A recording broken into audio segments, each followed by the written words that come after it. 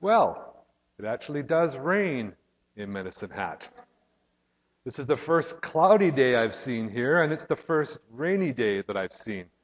Your weather here is just fantastic. I wish that my automatic sprinkler was aware that it was raining today, because it feels kind of silly to look out and see your sprinkler going when the rain is coming down on it, but that's life. In 1923, a man by the name of Robert Murray Machine, but actually it was Mr. Machen. A man by the name of Machen did a series of lectures at Harvard. And his lectures were on the introduction of modernism into Christianity. And that day, the rage what was coming on was the outbreak of evolutionary theory. And over the years, it had influenced a lot of different areas of study. And it had begun to influence religious studies in the university. And Machen was concerned about the impact that this movement would have. The basic premise of the movement is that there is no such thing as a supernatural activity from God. Starting with an atheistic viewpoint, the movement would say that religion is man's activity in seeking God. Machen looked at this and found this basic premise and talked about how this would, over the years, impact Christianity if one was to hold to that truth.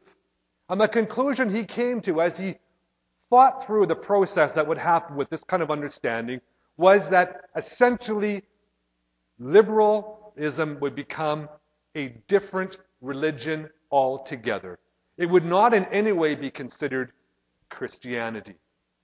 And Machen's assessment turned out to be very true.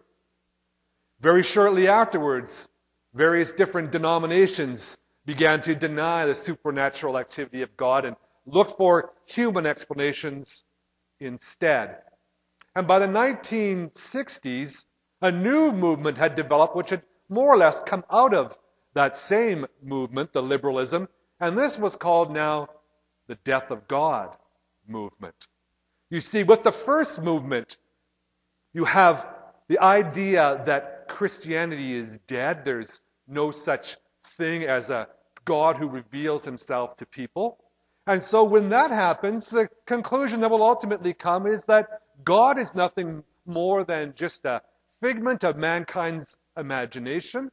And since mankind is changing, then they no longer have a need for God, and God is dead.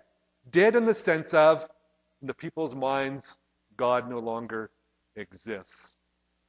The movement continues even into this day. And now it has a new form that's shown itself more recently, and that is in the area of postmodernism. And now you've had the death of Christianity, the death of God, and now postmodernism pushes us towards the death of truth. And that there can be no absolute truth at all. And that what we see as truth is just an opinion that we what they would call a social construct. Something that we devise to make us feel comfortable about the uncertainties that we have in our world. And we devise things that we call truth in order to make ourselves feel good. It's just, again, a figment of our imagination.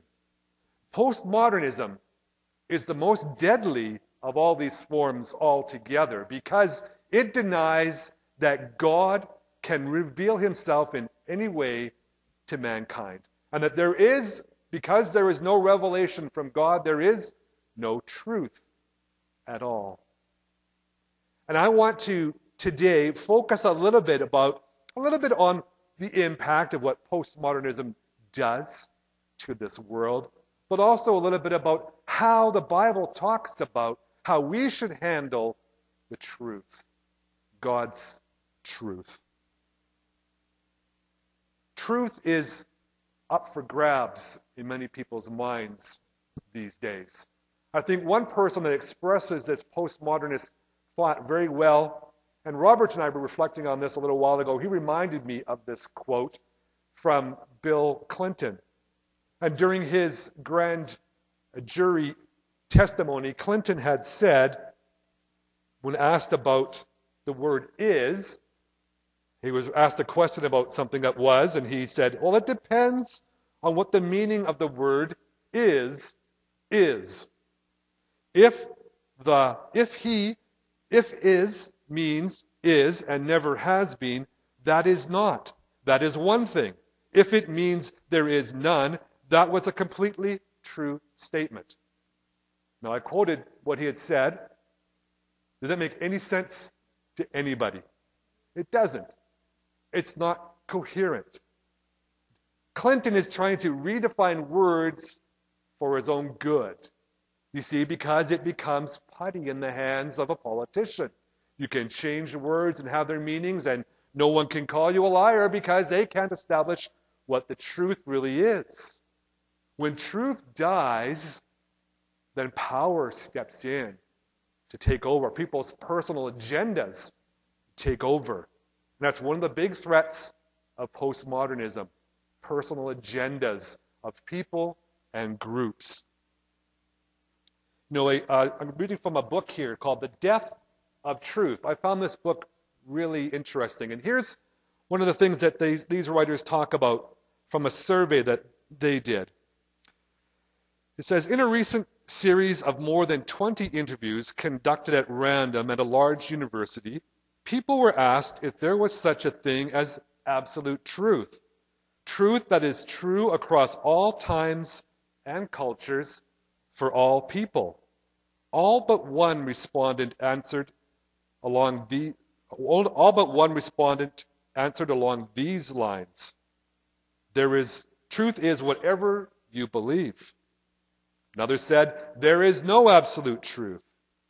If there were such thing as absolute truth, how could we know what it is?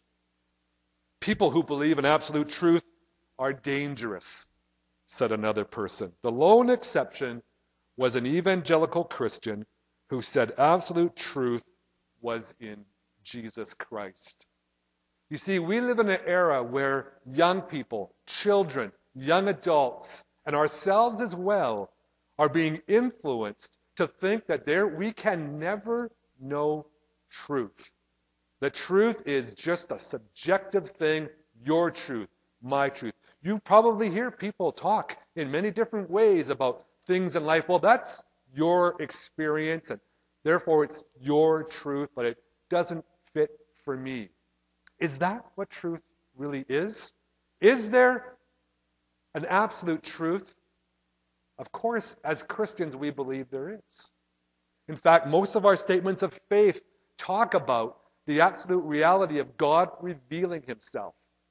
Now, if I was to revise any kind of statement of faith from a denomination, I would probably start with a statement about God's word being truth and inerrant in all that it says.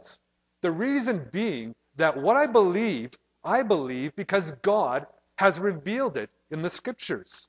Now, one could say that the reality of God might be the way to start any kind of philosophical or theological discussion, but I believe that it is in the Bible, the revelation from God, that we start. Because all that we hold to, whatever we think as truth about God himself, comes out of what he has said.